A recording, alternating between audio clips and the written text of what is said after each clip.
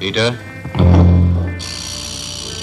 1970s में अमिताभ बच्चन बॉलीवुड के सबसे पॉपुलर सुपरस्टार बन चुके थे। सक्सेस और पॉपुलैरिटी के मामले में दूसरा कोई भी एक्टर उनके आसपास नजर नहीं आ रहा था। फिर सडनली एक नया बॉलीवुड एक्टर आता है और बहुत कम समय में सक्सेस पा लेता है। इस एक्टर को लोग अमिताभ बच्चन का सबसे बड़ा कंपटीशन मानने लगे थे और लोगों का मानना ये था कि सक्सेस और पॉपुलैरिटी के मामले में ये एक्टर अमिताभ बच्चन को भी पीछे छोड़ देगा। मैंने तुम्हें कहीं पहले भी देखा है। वो है विनोद खन्ना। इनके सामने ऑप्शन था बॉलीवुड का सुपरस्टार बनने का, लेकिन वो नहीं बने। सुपरस्टार बनना तो दूर की बात, उन्होंने फिल्म इंडस्ट्री को भी छोड़ दिया और संन्यास ले लिया। इनके इस स्टेप के पीछे का सबसे बड़ा रीजन था spiritual leader Osho. Bollywood superstar बनने जा रहे विनोद खन्ना ओशो की बात से इतना इन्फ्लुएंस हो गए कि वो सब कुछ छोड़कर कैलिफोर्निया में बने हुए ओशो के आश्रम रजनीशपुरम में गार्डनर का काम करने लगे। जब सारा जगत माया ही है तो मुझसे क्या करोगे एकांत में मिलकर?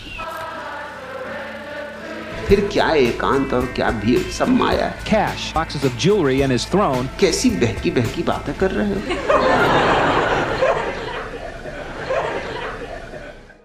लेकिन विनोद खन्ना ऐसे अकेले आदमी नहीं थे जो ओशो की बात से इन्फ्लुएंस हुए, बल्कि ऐसे लाखों करोड़ों लोग थे जो ओशो की बातों से इन्फ्लुएंस हुए और उन्होंने अपना सब कुछ छोड़ दिया। इंडिया के साथ साथ ओशो का इन्फ्लुएंस दुनिया भर के अलग अलग देशों में भी फैल चुका था। ओशो के इन्फ्लुएंस का अंदाजा इस चीज से लगाया जा सकता है कि उनकी डेथ के 35 साल बाद भी आज ओशो रेलेवेंट बने हुए हैं। ओशो की सक्सेस और पॉपुलैरिटी इतनी थी कि इनके फॉलोअर्स ने अमेरिका में इनके नाम का एक पूरा शहर बसा दिया था जिसका नाम था रजनीशपुरम। लेकिन सक्सेस और पॉपुलैरिटी के साथ साथ ओशो की लाइफ से बहुत सारी कंट्रोवर्सीज भी जुड़ी रही। इन्हीं कंट्रोवर्सीज ने ओशो को इंडिया छोड़कर अमेरिका जाने के लिए मजबूर कर दिया था। So many threats to kill me were coming in every day. इन्हीं कंट्रोवर्सीज के चलते इन्हें सेक्स गुरु का टैग दिया गया, अमेरिका ने इन्हें जेल में डाला और 21 देशों में इनकी एंट्री को बैन कर दिया गया। फिलॉसफी के नॉर्मल टीचर से स्पिरिचुअल लीडर बनना और अमेरिका में अपनी खुद की एक सिटी एस्टैब्लिश करना, ओशो की ये लाइफ जर्नी पूरी कंट्रोवर्सीज से भरी हुई है। और इस स्टोरी में कुछ इंसिडेंट्स ऐसे हैं जिसे डाइजेस्ट करना भी थोड़ा मुश्किल है और इस पूरी स्टोरी को आज डिटेल में जानेंगे। ओशो का जन्म 11 दिसंबर 1931 में कुचवाड़ा मध्य प्रदेश की एक जैन फैमिली में हुआ था और इनका असली नाम था चंद्रमोहन जैन। ओशो अपनी स्पीचेस में उनके अर्ली लाइफ के बारे में कई बार बात किया करते थे, जिनमें वो कहते थे कि उनकी हर बात पर सवाल करने की आदत थी। अपने इस आदत के चलते उन्हें एक बार कॉलेज से भी निकाला गया था। ओशो ने साल 1955 में जबलपुर यूनिवर्सिटी से अपनी बीए की डिग्री कंप्लीट की और उसके बाद 1957 में उन्होंने सॉगर यूनिवर्सिटी से फिलॉसफी में अपना मास्टर्स कंप्लीट किया। मास्टर्स कंप्लीट करने के बाद उन्होंने फिलॉसफी पढ़ाना शुरू कर दिया। लेकिन फिलॉसफी का टीचर बनने से पहले ओशो की लाइफ में एक बहुत इंपॉर्टेंट इंसिडेंट हुआ। उनकी बायोग्राफी में दी गई इन्फॉर्मेशन के अकॉर्डिंग 21 की एज के आसपास चंद्रमोहन जैन यानी ओशो को इंटेंस स्पिरिचुअल एक्सपीरियंसेस हुए और इन एक्सपीरियंसेस के बाद ही उनका इंटरेस्ट फिलॉसफी की तरफ बहुत ज्यादा बढ़ गया। अगले कुछ सालों तक ओशो फिलॉसफी के टीचर बने रहे और उन्होंने अलग अलग जगह पर रिलीजन ट्रेडिशन पर बात करना शुरू कर दिया। धीरे धीरे ओशो को सुनने वाले लोगों का नंबर बढ़ने लगा और अभी उनके छोटे छोटे कैंप्स थे जिनमें वो अपनी स्पीच दिया करते थे। ईयर 1966 के आते ओशो ने पूरी तरीके से स्पिरिचुअल लीडर बनने का डिसीजन ले लिया और उन्होंने यूनिवर्सिटी से रिजाइन दे दिया। अब वो फुल टाइम स्पिरिचुअल गुरु बन चुके थे और इंडिया की अलग अलग जगह पर जाकर स्पीचेस देने लगे। वो अपनी स्पीचेस में पॉलिटिकल आइडियोलॉजी से लेकर रिलीजन पर खुलकर बात किया करते थे और कई बार तो उनके कमेंट्स काफी कंट्रोवर्शियल भी हो जाया करते थे। लेकिन इनिशियल डेज में ओशो के इन कंट्रोवर्शियल कमेंट्स ने उन्हें बहुत ज्यादा पॉपुलैरिटी देने का भी काम किया। उनके फॉलोअर्स तेजी से बढ़ने लगे, जिनमें से एक थी लक्ष्मी, जिनका नाम चेंज करके ओशो ने माँ योग लक्ष्मी रखा था, और दूसरी थी क्रिस्टीना वुल्फ, जिनका नाम प्रेम निवानो रखा गया था। माँ योगा लक्ष्मी ओशो की पहली पर्सनल सेक्रेटरी बनी और दूसरी क्रिस्टीना वुल्फ यानी प्रेम निवानो फॉरेन कंट्री में ओशो के फॉलोअर्स के लिए कैंप्स को मैनेज करने का काम वही किया करती थी और ओशो की पॉपुलैरिटी बढ़ाने में इन दोनों का एक बहुत इंपॉर्टेंट रोल रहा था। अब लेट 1960s आते आते ओशो ने नव संन्यास मूवमेंट की शुरुआत की, जिसमें उन्होंने सारी बॉन्डेज तोड़कर खुलकर जीने की बात की थी। इस मूवमेंट में उनका सबसे कंट्रोवर्शियल पार्ट रहा सेक्स को स्पिरिचुअलिटी से जोड़ना और अपने लोगों के लिए इसे स्पिरिचुअल जर्नी का हिस्सा बताना। ओशो का नव संन्यास मूवमेंट काफी सक्सेसफुल रहा और अब इंडिया के साथ साथ फॉरेन कंट्रीज में भी उनके बहुत सारे फॉलोअर्स हो चुके थे। फॉरेन से इंडिया आने वाले ओशो फॉलोअर्स का नंबर हर साल बढ़ रहा था, जो ओशो को बहुत बड़ी अमाउंट में पैसा भी दिया करते थे। इन्हीं पैसों से ओशो ने ईयर 1974 में पुणे के गोरेगांव में अपना पहला आश्रम एस्टैब्लिश किया। ये आश्रम काफी बड़ा था और यहाँ बहुत सारे फॉलोअर्स भी रहा करते थे। जो कि अलग अलग काम किया करते थे। एक टाइम यहाँ रहने वाले फॉलोअर्स का नंबर 30,000 के आसपास था, जिसमें मैक्सिमम फॉरेन कंट्रीज के लोग थे। ओशो ने आश्रम में बहुत सारी थेरेपीज और इनकॉपरेटिव मेथड्स को प्रैक्टिस करना शुरू किया और इन सब प्रैक्टिस को वो इंसान के स्पिरिचुअल पोटेंशियल को लिफ्ट करने का तरीका मानते थे। और इन्हीं प्रैक्टिसेस में से एक प्रैक्टिस थी लिबरलाइज्ड सेक्स, यानी आश्रम के कोई भी लोग किसी के साथ भी सेक्सुअल एक्टिविटीज में इन्वॉल्व हो सकते थे। और इसी प्रैक्टिस के चलते ओशो के आश्रम पर बहुत सारे एलिगेशंस लगने शुरू हुए। अब ओशो के पुणे आश्रम में फॉलोअर्स के तौर पर रह चुके बहुत से लोगों ने इस चीज पर बात की। 1980s में 6 महीने के लिए पुणे आश्रम में रही रोजलिन स्मिथ ने कहा कि ओशो के आश्रम में वुमेन्स पर फोर्सफुली साइकोलॉजिकल प्रेशर बना के उन्हें सेक्सुअल एक्टिविटीज में शामिल होने के लिए मजबूर किया जाता है। इवन वो एलिगेशन लगाने में एक स्टेप और आगे चले गए, जिसमें उन्होंने कहा कि वहां ग्रुप जैसी एक्टिविटीज भी इंक्लूड थी और अगर कोई इन एक्टिविटीज में इन्वॉल्व होने से मना करता था तो उन्हें ग्रुप लीडर पनिशमेंट देता था। एक्स डिसिपल एस्कर्ट फ्लोदर ने बताया कि उन्होंने आश्रम में होने वाली एक प्रैक्टिस संपन्न के दौरान ये देखा कि 2 मेल एक फीमेल का करने की कोशिश कर रहे थे। डेविड बॉर्डेलर ने भी ऐसे ही इंसिडेंट्स का जिक्र करते हुए कहा कि जब आश्रम में एक औरत के साथ ये सब हुआ तो इस ट्रॉमा से बाहर आने के लिए उस औरत को आश्रम से निकलने के बाद कई सालों तक काउंसलिंग लेनी पड़ी थी। अब ओशो के आश्रम में हुई इन कंट्रोवर्शियल प्रैक्टिसेस के मेडिकल प्रूफ्स भी मिले, जिसके बारे में बात करते हुए एक्स डेसिबल स्मिथ ने बताया कि आश्रम में चल रही कंट्रोवर्शियल ग्रुप सेक्स प्रैक्टिसेस की वजह से बहुत सारे लोगों को सेक्सुअली ट्रांसमिटेड डिजीज हो गई थी, जिसमें गनोरिया और हर्पीज जैसी बीमारी कॉमन थी। अब एक तरफ इन सारी कंट्रोवर्शियल एक्टिविटीज के चलते ओशो के आश्रम पर एडमिनिस्ट्रेशन और गवर्नमेंट दोनों ही भड़के हुए थे। दूसरी तरफ इस आग में घी डालने का काम किया ओशो की मोस्ट पॉपुलर और मोस्ट कंट्रोवर्शियल बुक ने, संभोग से समाधि की ओर, जिसे लेट 1980s में पब्लिश किया गया था। अब इस बुक में भी सेक्सुअलिटी और स्पिरिचुअलिटी के बारे में काफी खुलकर बात की गई थी, जिसके चलते हजारों लोगों ने इस किताब को पढ़ा था। अब ओशो के आश्रम में होने वाली कंट्रोवर्शियल प्रैक्टिसेस के साथ साथ पॉलिटिकल आइडियोलॉजी और रिलीजन पर भी उनके कंट्रोवर्शियल कमेंट्स बढ़ते जा रहे थे। वैसे ओशो की कही गई मैक्सिमम बातों में करेक्ट आर्ग्यूमेंट्स जरूर होती थी, लेकिन उनकी ये आर्ग्यूमेंट्स बहुत सारे लोगों के लिए प्रॉब्लम्स पैदा कर रही थी, जिनमें से ज्यादातर पॉलिटिशियंस थे। ओशो का बढ़ता हुआ ये कंट्रोवर्शियल कल्ट तब की गवर्नमेंट को सोसाइटी के लिए एक बहुत बड़ा खतरा लगने लगा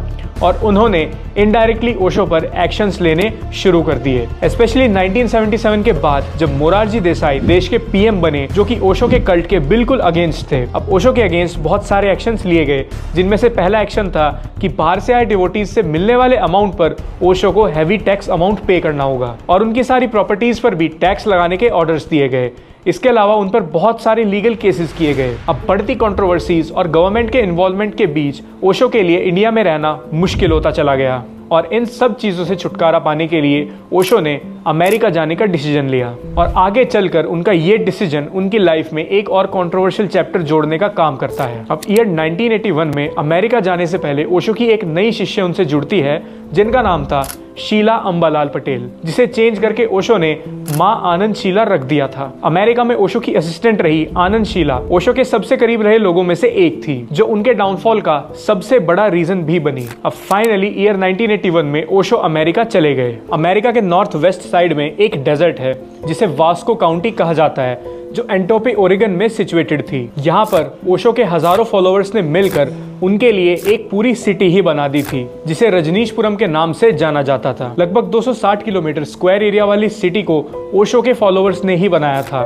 मतलब जो फॉलोअर कारपेंटर था उसने अपना काम किया, इंजीनियर ने अपना, इसी तरह डॉक्टर, नर्स, ड्राइवर, हर कोई सिटी में रहता था और ये सब ओशो के फॉलोअर्स ही थे, जो बिना सैलरी के काम किया करते थे। बल्कि कुछ लोगों के पास जो लाइफ सेविंग थी वो भी उन्होंने रजनीशपुरम सिटी को बनाने में खर्च कर दी थी। और बॉलीवुड एक्टर विनोद खन्ना भी इसी आश्रम में गार्डनर का काम किया करते थे। वो यहाँ ईयर 1982 में आए थे।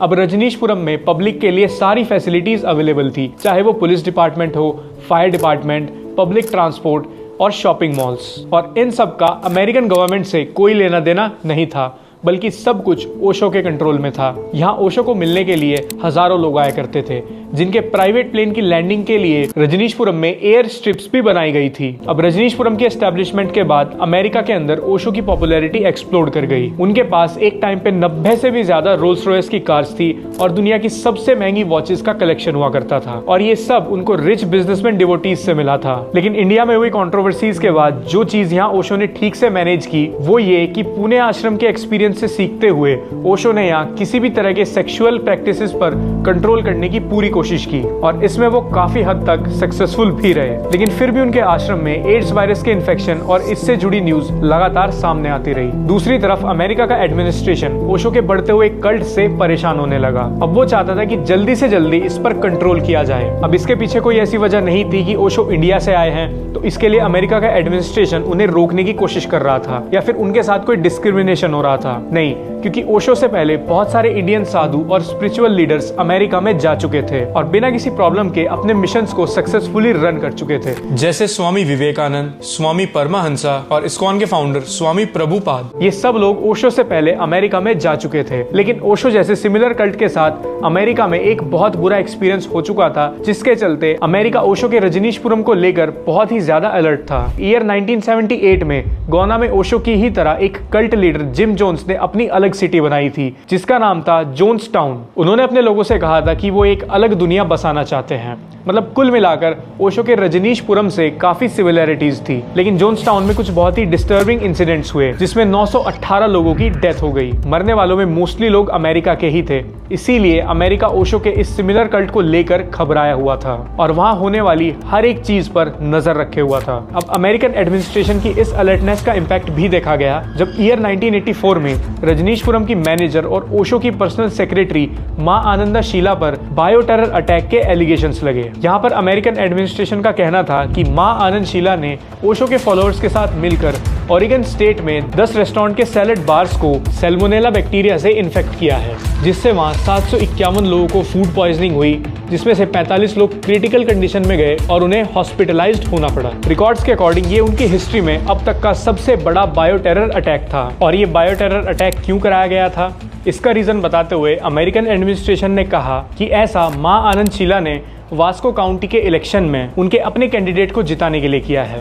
वो उनके अगेंस्ट खड़े कैंडिडेट के वोटर्स के नंबर को कम करना चाहती थी, जिससे मां आनंद शीला का कैंडिडेट इलेक्शन में इजीली जीत सके। अब इन सारे एलिगेशंस पर बहुत सारे लोगों का ये भी कहना था कि ये सिर्फ अमेरिकन सिक्योरिटी एजेंसीज का एक प्रोपेगेंडा था जिसकी हेल्प से ओशो के ऊपर कोई एक्शन लिया जा सके। और हुआ भी कुछ ऐसा ही। आनंद शीला पर लगे इन एलिगेशंस को लेकर ओशो लगातार यही कहते रहे कि उन्हें इस बारे में कोई जानकारी नहीं थी। एलिगेशंस के बाद आनंद शीला को गिल्टी पाया गया और उन्हें 20 साल की सजा सुनाई गई। अब आनंद शीला को सजा होते ही ओशो के रजनीशपुरम पर भी अमेरिकन अथॉरिटीज का एक्शन शुरू हो चुका था। उन्हें एक्शन लेने का सिर्फ एक रीजन चाहिए था और आनंद शीला पर लगे एलिगेशन से उन्हें वो रीजन मिल चुका था। इस इंसिडेंट के बाद ओशो की मुश्किलें बढ़ती गई। उसके कुछ दिन बाद ओशो ने अपने फॉलोअर्स के साथ अमेरिका से भागने का डिसीजन लिया, लेकिन उन्हें पकड़ लिया गया। अब शार्लोट एयरपोर्ट पर ओशो पकड़े गए और उनके फॉलोअर्स के पास $55,000 का केस, कुछ पिस्टल और ज्वेलरीज मिली।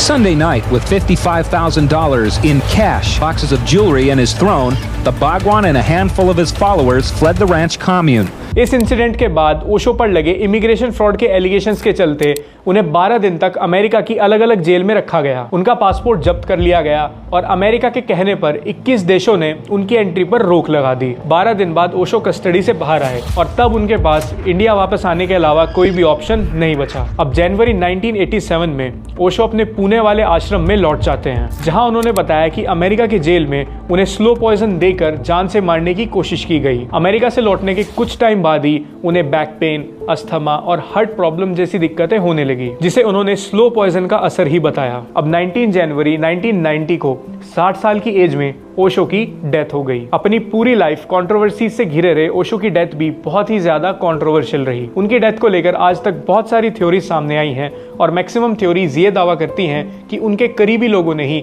उन्हें पॉइजन देकर मार दिया था, जिसके पीछे का सबसे बड़ा रीजन था उनका सक्सेसर बनकर उनकी पूरी प्रॉपर्टी पर कब्जा करना और उनके आश्रम को चलाना। ओशो की मिस्टीरियस डेथ पर इन्वेस्टिगेटिव जर्नलिस्ट अभय वाद्या ने एक बुक लिखी है, हु किल्ड ओशो, जिसमें उन्होंने ओशो की डेथ के दिन उनके आश्रम में बहुत सारी इररेगुलरिटीज पर क्वेश्चन किए। ओशो की डेथ पर उनके भाई और उनकी मां ने भी बहुत सारे क्वेश्चंस रेज किए हैं। जिस दिन ओशो की डेथ हुई उस दिन उनकी मां भी आश्रम में ही थी, लेकिन ओशो की तबीयत खराब के बारे में किसी को भी बताया नहीं गया और ना ही ओशो के आखिरी टाइम में उनकी मां को उनके पास जाने दिया गया। इनफैक्ट जब ओशो की तबीयत बिगड़ी तो उनके पर्सनल फिजिशियन की जगह किसी दूसरे डॉक्टर को चेकअप के लिए बुलाया गया। ओशो की डेथ पर उनके पर्सनल फिजिशियन ने कहा कि उन्होंने ओशो को लास्ट सांस लेते हुए नहीं देखा, क्योंकि जब उन्हें ओशो की तबीयत खराब होने के बारे में पता चला और वो आश्रम गए तो उन्हें ओशो के रूम के बाहर ही रोक दिया गया। और ओशो की पोस्टमार्टम रिपोर्ट को लेकर भी काफी सारी कंट्रोवर्सीज हुई थी। उनकी पोस्टमार्टम रिपोर्ट को लेकर कहा गया था कि बिना किसी चेकअप के वो रिपोर्ट बना दी गई और हार्ट अटैक को ओशो की डेथ का रीजन बता दिया गया। वहीं कुछ लोगों का कहना यह था कि ओशो को पॉइजन देकर मारा गया और इसके सिम्टम उनकी डेड बॉडी पर भी नजर आ रहे थे, जिसके चलते उनके लास्ट रिचुअल्स को बहुत जल्दी कर दिया गया। और सरप्राइजिंगली यही सेम चीज ओशो की डिवोटी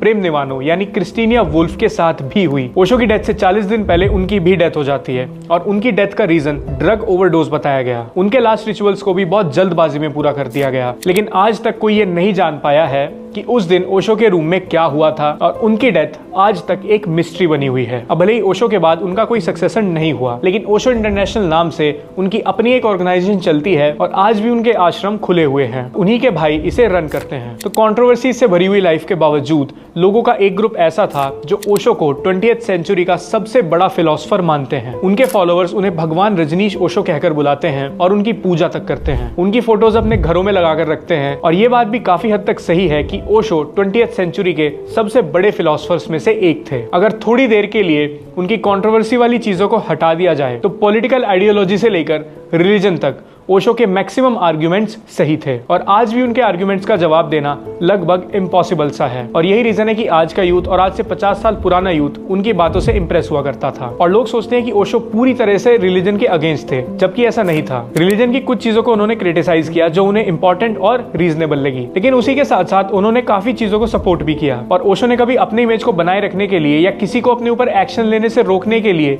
किसी भी पॉलिटिकल आइडियोलॉजी या रिलीजन का सहारा नहीं लिया। ये उनकी सबसे अच्छी क्वालिटीज में से एक थी। ओशो ने अपनी बात हमेशा खुलकर कही। ओशो की स्पीचेस पर बेस्ड आज कई सौ बुक्स पब्लिश्ड हैं। उन्होंने philosophy, science, ecology, environment, nature, political ideology, religion, faith, लगभग हर किसी सब्जेक्ट पर अपने आर्ग्यूमेंट्स रखे हैं और इनमें से बहुत सारे आर्ग्यूमेंट्स आज इंटरनेट पर मौजूद भी हैं और इन आर्ग्यूमेंट्स का जवाब शायद आज तक कोई नहीं दे पाया। लेकिन ओशो की इतनी सारी अचीवमेंट्स के बाद भी मैक्सिमम लोग आज उन्हें सेक्स गुरु के नाम से जानते हैं। ये बात बिल्कुल सही है, जो उन्होंने किया वो बहुत कंट्रोवर्शियल था और कहीं ना कहीं ये भी सच है कि उनके एक गलत स्टेप ने उनकी सारी अच्छी अचीवमेंट्स को मिटा दिया। ओशो एक ऐसी मिस्ट्री थी जिसे समझ पाना किसी के लिए भी पॉसिबल नहीं था। ओशो को डिफाइन कर पाना इज ऑलमोस्ट इम्पॉसिबल। उनकी पूरी लाइफ कंट्रोवर्सी से भरी हुई थी और अपनी पूरी लाइफ वो एक ऐसी मिस्ट्री बने रहे जिसे कोई सॉल्व नहीं कर पाया। आज की इस वीडियो में इतना ही। आई होप आपको ये वीडियो पसंद आया होगा। मेरे इंस्टाग्राम और ट्विटर का लिंक आपको डिस्क्रिप्शन में मिल जाएगा। ऑल्सो हमारे व्लॉग चैनल को जाके चेकआउट करना। मिलेंगे अगले वीडियो में। बाय।